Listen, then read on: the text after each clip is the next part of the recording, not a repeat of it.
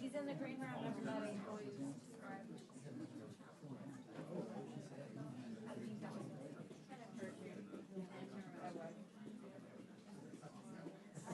It was like, I think it was 30 seconds. But also like, okay, yeah. And she was probably a pastor.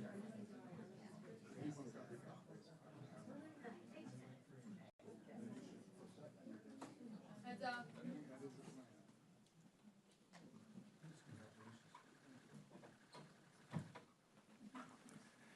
Good morning, everyone.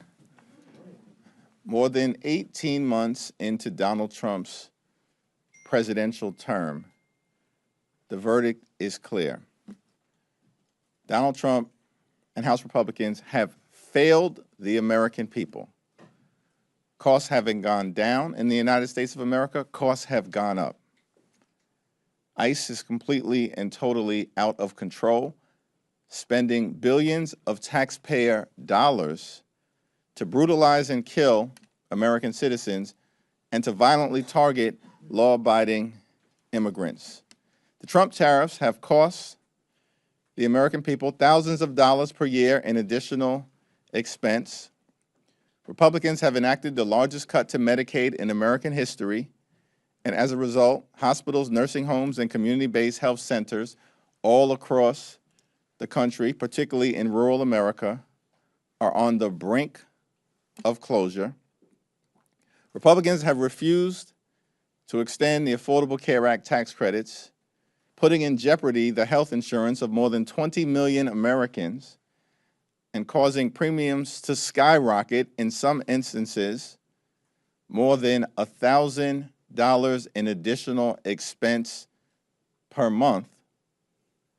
Donald Trump and Republicans have launched a reckless war of choice in the Middle East that hasn't made America safer, but that has resulted in the tragic death of 18 brave service members.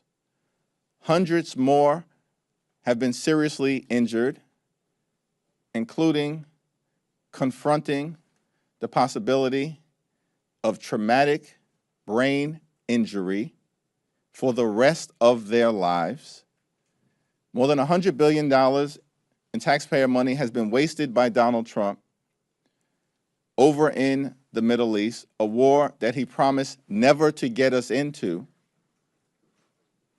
And yet, one of the main things that has changed as a result of that reckless and costly war of choice, Operation Epic Failure, is that gas prices have dramatically increased and are now north of $4.18 per gallon across the country. Donald Trump and Republicans have failed the American people, which is why they clearly are on the run and are on the verge of losing control of the House of Representatives. In many instances, Republicans have already lost control of the floor of the House of Representatives, as Democrats just demonstrated once again by successfully passing a war powers resolution. As part of our continuing effort to bring Donald Trump's reckless war of choice in the Middle East to a close, House Democrats are fighting for an affordable America. And as we return home to our districts all across the country, we will make clear to the American people that our promise to them is to lower the cost of groceries, gas, and housing. Our promise to the American people is that we will fight for affordable health care for every single American. And our promise to the American people is that we will hold the crooks accountable. If you're a crook in the United States of America and you've been stealing from the American people, we're coming after you so we can deliver a government of the people, by the people, and for the people. Questions? Mr. Leader, good morning. Thank you. With what's happened in Iran now, will Democrats recalibrate their message on Iran? Will we see ads on Iran going into the midterm? We don't have to recalibrate our message. We've been opposed to Donald Trump's reckless and costly war of choice in the Middle East from the very beginning. And what's clear now is that the overwhelming majority of the American people reject this war, understand it was completely and totally unnecessary, that Donald Trump promised not to start forever wars, but to stop them, and instead turned around and in the Middle East has done the exact opposite. So we're going to continue, as we've done once again forcefully on the floor today, to make clear that this Trump-Republican war in Iran needs to come to an end immediately. Mr. Leader, I was just wondering, what's your response that you're telling members that have been raising concerns about the D-Trip weighing into primaries and losing? I have complete and total confidence in Susan Del Bene, her leadership of the DCCC, and as a result of that leadership, I'm confident we're going to take back control of the House of Representatives in November. Mr. Leader, Thanks. do you agree with Zorn? Hold on. Thank you, Mr. Leader. If Democrats do retake the House in midterms, you would have possibly some contested committee chairmanships. I'm just curious, I know seniority has been a priority of the Democratic caucus for a long time. Do you still see seniority as a factor or even the most important factor in determining who leads committees? It's never been the only factor. It's always been a factor. Seniority is really experience.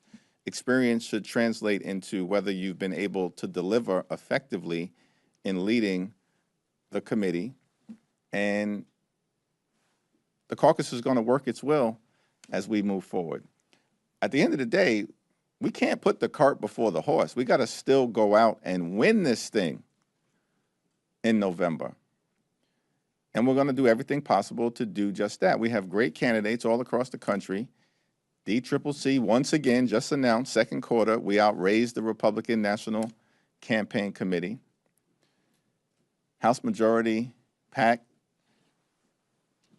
has had a record-breaking 6 months in the on year, on top of a record-breaking off year. And clearly, the environment, as repeatedly demonstrated by public opinion survey after public opinion survey, most recently from Fox News, all point in the same direction. But we're not taking anything for granted. We're going to keep our foot on the gas pedal, run through the finish line to try to do what has to be done for the American people. And then, if we're in a position to organize, heading into the majority in the 120th Congress next year, then that's what we'll do. Mr. Leader, do you agree with Zoran Mamdani's position that the federal government should comply with the ICC's arrest warrant for Israeli Prime Minister Benjamin Netanyahu? I haven't talked to him about this issue.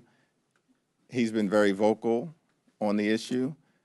I continue to maintain the position that, one, we've got to figure out how to move things in a better direction in the Middle East. And for me, that means a safe and secure Israel as a Jewish and democratic state living side by side in peace and prosperity with an independent Palestinian state that provides dignity, self-determination, and respect for the Palestinian people.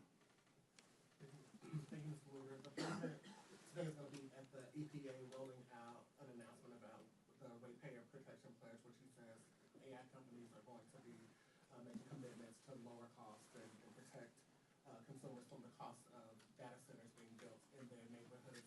My question is, do you think that a commitment, a pledge to the Trump administration is sufficient on this issue?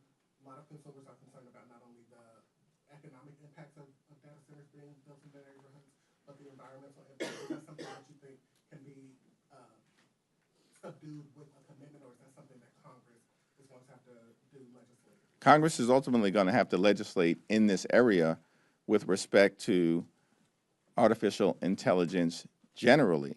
We want to make sure, obviously, that America can continue to lead in the race to innovate in this space, while at the same period of time ensuring that we are vigilantly protecting the quality of life of the American people.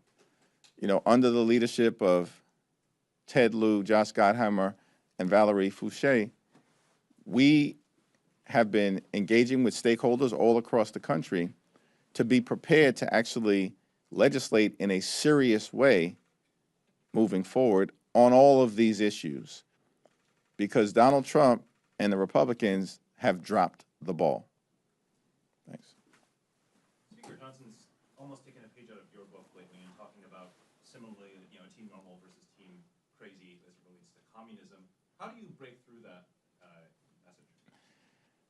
It doesn't seem to be working if you actually look at the reaction of the American people in terms of who is on the verge of taking back control of the House of Representatives. These people are desperate. They're flailing all over the place because Republicans have failed to deliver a single thing that makes life better for the American people. In fact, what they've consistently delivered is breaking promises. That's what the Republican track record shows. That's why they're in deep trouble in so many ways. Republicans promised to lower the high cost of living on day one. Costs haven't gone down, they've gone up. Republicans promised that immigration enforcement in this country was going to target the worst of the worst. Instead, ICE is spending billions of dollars of taxpayer money to brutalize or kill American citizens and to violently target law-abiding immigrant families. Republicans promised to love and cherish Medicaid and then turned around and enacted the largest cut to Medicaid in American history, ripping health care away from more than 14 million Americans. Republicans promised not to start endless wars in the Middle East, but to stop them, and then turned around and got us involved in this reckless and costly war of choice in Iran, and gas prices are skyrocketing out of control in an economy that is suffocating and drowning the American people. And so I haven't really followed all of the hyperbole that's come out of Mike Johnson and Steve Scalise and others, because I don't think the American people are taking it seriously. And it's certainly the case that the extraordinary candidates that are running in districts all across America, including Kate Conley in New York, Rebecca Bennett in New Jersey, Joanna Mendoza in Arizona, three extraordinary, patriotic, brave women, combat veterans, can't be painted as anti-American. And the Republicans know it, but everything else that they've tried up until this point has failed. And this effort to label us as communists is going to fail as well. Thank you, Leader. Earlier this week, Democrats voted against the Republican CR signing concerns about the potential for Border Patrol funding. Is that going to be a red line in September? Do you all need language that explicitly zeroes out that funding for you all to support the CR in September? And have you started coordinating with Schumer on a strategy for the shutdown in October? Our view remains the same in terms of arriving at a spending agreement in September. We're not down with the my way or the highway Republican approach. That has gotten them nowhere. And I don't know why they continue to go back to that playbook. Even John Thune has said, with respect to the Republican continuing resolution related to the upcoming fiscal year, that that spending bill is dead on arrival in the Senate. Chuck Schumer didn't say that exclusively. John Thune did. So Mike Johnson, House Republicans, they're not even on the same page with members of their own party.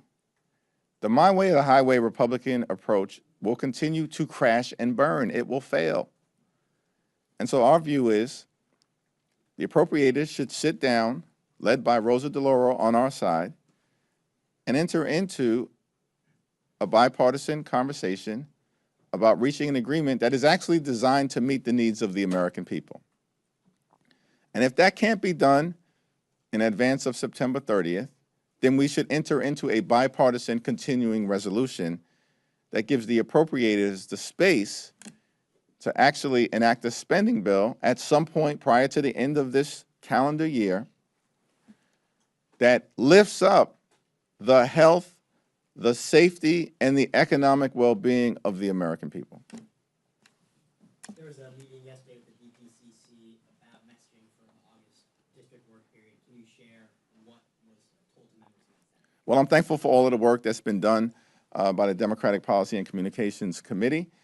On Sunday, we will be launching an effort connected to our commitment to fight for an affordable America and have 100 days of action beginning this Sunday, July 26th, making clear to the American people that we're focused on lowering the cost of groceries and gas and housing. We're committed to a country that provides affordable health care for every American. And we also are committed as Democrats to hold the crooks accountable who've been robbing the American people blind. And that includes a whole lot of folks in this town and folks across the country. Leader Jeffries, the DNC is deciding, they're starting this discussion about deciding the order of the presidential primaries for 2028. I want to know where you are standing on that. And do you view this as like tipping the balance of power in favor of one faction of the party or another? What do you think of this? Yeah, it seems that the discussions to date have been robust and have been comprehensive, and we'll see what they come up with over the next couple of days in terms of the Rules Committee, and then ultimately I think it has to go to the entire body of the DNC at some point in August. I haven't expressed a public position other than making clear I support Jim Clyburn's view that South Carolina should clearly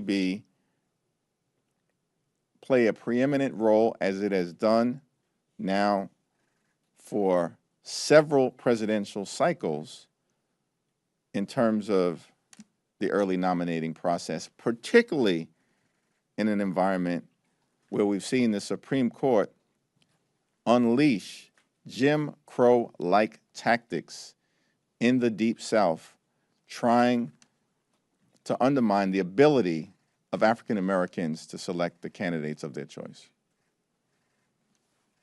Mr. Leader, have you been briefed on the Saudi Arabia nuclear deal of the president's, and even if not, what's your overall assessment? Yeah, I have not been briefed on the so-called nuclear deal with the president, and it's hard to know. He's announced how many different ceasefires, Donald Trump, how many different ceasefires has he announced during the course of the reckless and costly war of choice in Iran? Is there anything that he says, particularly when it relates to so-called agreements, that we can take seriously? And so any responsible president actually would have provided a briefing through his cabinet secretaries in advance of any sort of public proclamation. But, this is how Donald Trump behaves. He's always chasing attention. I mean, he disgraced himself after the World Cup final. Looked like the old man in a club that no one wanted around. And he's the only one that couldn't figure it out. So we can't, there's nothing that he's saying right now that any of us can take seriously. And that's unfortunate, because he's gotten us involved in a war that has now cost the lives of 18 brave service members in Iran. We're getting closer to Debbie Wasserman-Schultz's primary in Florida. Are you planning to endorse the congressman? I'm looking forward to getting involved in the August primaries, of which there will be primaries on August 4th, there'll be primaries on August 11th, and then the Florida primaries will be in August 18th. And as I've said repeatedly, Congresswoman Debbie Wasserman Schultz has been a highly effective member of the United States Congress and a valuable member of both the leadership team and the House Democratic Caucus. And I have more to say about that race and some of the other races in August where we haven't weighed in yet sometime soon. Corruption is one of the pillars of the Democratic agenda. You've mentioned it a couple of times in your responses already, going after not just potentially here in Washington, but across the country. Can you clarify exactly what that means? Is that obviously cabinet officials, but also corporations? Like, how are the committees of jurisdiction already kind of starting to think about what Democrats can do? Not just thinking about who to target here, but also how are you making sure that when Democrats are out on the campaign trail talking about these targets, they don't potentially overpromise to their constituents who or how they make it? Our commitment to the American people is pretty simple. We will hold the crooks accountable. That's exactly what the American people want to see done. Because the corruption that has occurred over the last 18 plus months is out of control. The most corrupt administration in American history. It's not even close in terms of who may fall second in that regard. And there have been a lot of folks across this country who made the decision early on to bend the knee to Donald Trump. And if they've gotten themselves involved in corrupt dealings, undermining the best interests of the American people, then they should be held accountable. And we have a responsibility as a separate and co-equal branch of government to serve as a check and balance on an out-of-control president and to make sure we're exposing anyone who may be working with that out-of-control administration, in this instance, the Trump cartel, undermining the best interests of the American people. Look, it's clear to us that if you've got people in government who are focused more on enriching themselves, their family, their friends, and their big donors, then they're not focused on making life better for the American people. And that's part of the problem that we have right now, that we've got a president and others who've shown no interest in improving the quality of life of the American people. And that's not speculative. Donald Trump has said it repeatedly in his own words. Donald Trump has said the affordability crisis is a hoax. Donald Trump has said he does not think about, he doesn't give a damn, in my view, does not think about the personal financial situation of the American people. His words, not mine. Donald Trump has said he loves the inflation. Donald Trump has said we're so busy fighting wars, we don't have money for daycare, Medicare, and Medicaid. Donald Trump said that. And so clearly he's got other things on his mind. So does the administration. So do House Republicans. This is why things have gotten worse in this country. The Trump economy is a disaster. Everyday Americans are drowning in the Trump economy. And that's why we're committed as House Democrats to fighting for an affordable America, to make sure in this country, when you work hard, when you play by the rules, you can live a comfortable life, an affordable life, and live the good life. And we know how that looks. Good paying job, good housing, good health care, good education for your children, and then when it's all said and done, a good retirement. Thank you all.